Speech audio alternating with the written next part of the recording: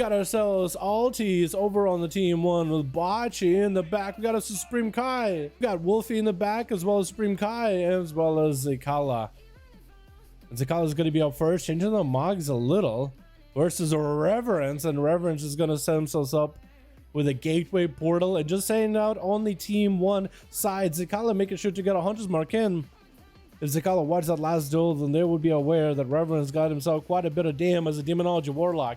The procs they got with a bit of CC is going to be huge. Got to be Zekala just getting some dots up and running on to Reverence. What is this Mog? That actually looks fitting together. Like all the parts all coordinate. That's actually kind of awesome. Going to be forward to Zekala as the pets are going to be set behind the pillar. It's going to be a Harpoon as Muzzle actually getting Muzzle getting juked with a trick out of Zekala as they get hit with the fear. Reverence is going to get the charm up and running. Going to be a stun, but Zekala getting big damage to Reverence. It's going to take a portal out of there with a trinket. Zekala got himself a little bit of healing. The pets are still on Zekala. Needs to land inside those pets as best as possible. There is an obelisk allowing those pets to do extra damage. Going to be a Zekala get hit with a stun. Reverence with the hand go down. I think the Decimated Bolt is going to set him up with Decimated Bolts for Reverence. They have the biggest bolts available right now that might do the most amount of damage here, especially versus Wolfie. If they get a set of Demon Doggos in, Wolfie could be in a world of trouble. Wolfie is literally less than half health from 3 Decimating Bolts into a Mortal Coil Fear combo. Demon Doggos joining the fight. Wolfie has no health at all. Needs to heal ASAP. Needs Maelstrom as soon as possible.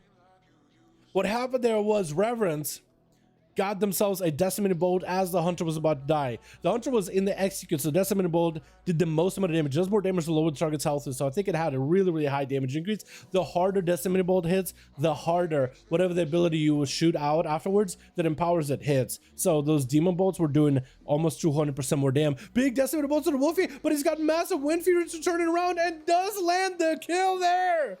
My goodness, good thing he had that Earth Elemental. Otherwise, that could have been really bad. Garen enough health to survive it. Kaz the Lord charging him. But can Kaz do it? Wolfie getting a bit of damn in, but he's just going for Maelstrom. He wants to mostly stay away from the Paladin as the Paladin. Ramping up damage, massive Seraphim, huge burst of Wolfie. Trying to go for a Hex at the last second, but Kaz, she was quick enough to swipe him out of there. With Supreme Kai going to be up next as a Necrolord, swapping on his shoulder. Wait, one shoulder one way, one shoulder the other. Is that what you're going for? But let's take a protection for Kaz, and she doesn't want to deal with any of that Supreme Kai burst. And Supreme is going to have to bail out of it. That was Zuen, that was full set of images, BDB most likely. So Kaz would just say, you know what, I'm just going to immune it. That's everything. I'm just going to burn a big cooldown, and then I'll have to deal with it. Supreme has mobility. The Kaz will not be able to deal with much. That's Zuen is doing quite a bit of damage behind the pillar, like freebie damn. You know, freebie damn. Supreme trying to keep himself afloat. Just gonna get a boop into Kaz. Kaz got a little bit of the range damage though. As they build a holy power, Kaz is able to get massive final verdicts. Is it final verdicts? I think it's. Is it final verdicts or last verdicts? I think it's final verdict. I know it's final wreck. I think it's final verdicts. But getting the big verdicts that have the bit of extra range to them, and have a chance to give him a free hammer to throw out Karma for Supreme Kai, as that is going to be Shield of Vintage popping. Kaz decided, you know what, I'm just going to blast right through it. Supreme Kai got himself even more defenses, big kicks on the Kaz, and Kaz is going to back up for a second. Vivifies for Supreme Kai, but he has no defenses anymore. Needs to get away from Kaz as soon as possible. He's going to sprint the hell out of there, get himself a full flesh scuff rolling before Kaz can approach and go for a rebuke. Kaz still trying to get a rebuke Lexium, as it's going to be Fist of Fury from the Spinning Crane Kick. I think that was a Spinning Crane Kick proc. As Supreme Kai got quite a bit of burst, is going to try to get slows. Kaz is able to free themselves with a hand of freedom, keeping themselves afloat, trying to Word of Glory themselves as much as possible. Supreme Kai got himself a nice setup. Defensively, the Flesh Cut is going to hold on for a while. There's going to be a set of images as well. Could go for big damage. The kicks coming down. Do they have a BDB? Fist of Fury as Kaz is going to activate massive wings. Could potentially bubble this. This could be really bad for the Paladin. Can Supreme Kai finally no longer has a Necrolord shield? Kaz is super low in health. Continue to just Word of Glory. Not even a bubble. How do you have the nerves of steel to not press a bubble when you were literally at 2 health? BDB is down for the monk. Could be anyone's game. Stun onto Supreme, and looks like Kaz should be able to take him out. And how did this Paladin rely into? How does this Paladin strictly just rely on Word of Glories there? How do you not bubble that?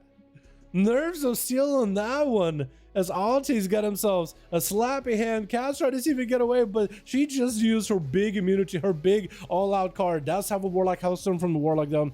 Using it right here, saved it until the last second. This is going to be a quick stun by Altis, as a lot of their cooldowns is down. Shield Evidence up for Kaz. And Cass is just looking to punish Altis, who is going to back up out of there for a bit. Hannah Freedom keeping the Paladin moving. All Altis can really do is hopefully get some healing. IBF out of this Hammer of Justice, and Cass is going to just retreat for a second, getting whatever range damage they can onto Altis. Doesn't really want to be in melee with the Death Knight as they sacrifice the Ghoul, regaining a lot of the precious health. Cass out of defenses for about a minute. Altis trying to get the most damage possible. Is going to get an AoE stun onto Cass, and Cass is going to human racial out of that stun just to maintain themselves best possible. Second Son comes out with a blind to follow as Altis getting himself a flesh cup just to maintain. It's going to be about 30 seconds or so before Cass has a Shield of Vengeance. If Altis can make the most damage happen here, got himself a Blit, trying to make the most setup happen. Cass trying to see if they could duel him, but the Obliterates are actually just chunking through Cass's health. And that's going to be a silence to follow as Altis trinketed. Cass got wings up and running. I don't know if it's a proc wings or real wings. Try to see if they can turn the damage around to Altis. The anti-magic shell should keep him afloat. Only 15 seconds on a Shield of Vengeance. Altis' AMS is down. Maybe Cass can make something happen. That was just a proc of wings.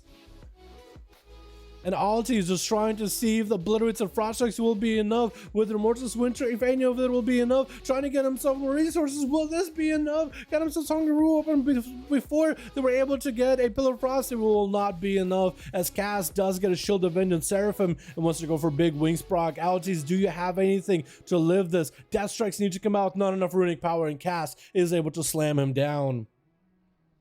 Bocce is up next. No Shield of Vengeance, no Blessing of Protection from the Paladin. Bocce needs to end this duel quickly so then he may be able to be ready for the next set of competitors. Cass cannot be the only one making these duels happen. Gonna be full bursts out of Bocce with Bloodlust. Chain Harvest trinkets out of it just to eliminate the Paladin. Did not want to let him get away. Jumping into Chicago and just continue momentum. Gonna be immediate wall for Chicago's Bocce going in with the most amount of damage possible. Full Ascendance rolling.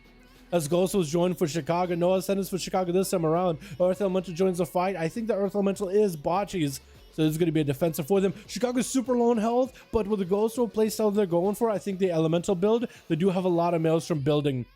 Bocce, also what's to note as a Shaman playing Elemental Shield, not the Earth Shield. That is something we don't see often. Normally we see a lot of Earth Shield play. Massive Fatal Fusion for Chicago, get a botch to about half his health. Bocce being an orc does not sit the stun long at all. Ellie Blast on Chicago is going to drop down a grounding totem. Bocce knows the ground totem is down. Could go for a hex if they wanted to. Bocce get himself a little bit of healing. Chicago with the Ghost Tools though. That's how Ghost Tools up often. Is going to try to see if they can soul shape next to Bocce just to stay aggressive with him. Sunder with a stun. Got him some big bloodlust. Could be lots of big damage. That's going to be Windfear tournament. Everything. That could be massive damage for Bocce right now. Does Chicago survive? It looks like Chicago is able to duel him just fine. And Bocce is the one who's actually in a bit of trouble, even though he's the one popping up damage. Hopefully has the Maelstrom. Definitely has the mana. Might be a little bit low on mana now. He's not getting those crit procs. Is not again the big hill crit procs. Big Ellie Blast by Chicago, putting Bocce in a very unfavorable position as Bocce is super low in health, trying to go for a Chain Harvest, and Chicago does end up taking him out. Changed up their build, but did enough changes in order to make it a little bit more of an even fight. With Cass slamming out of the park with 3 kills back to back until Bocce was able to lock him down for a second and give his team a chance to maybe compete. Maybe someone else on team one.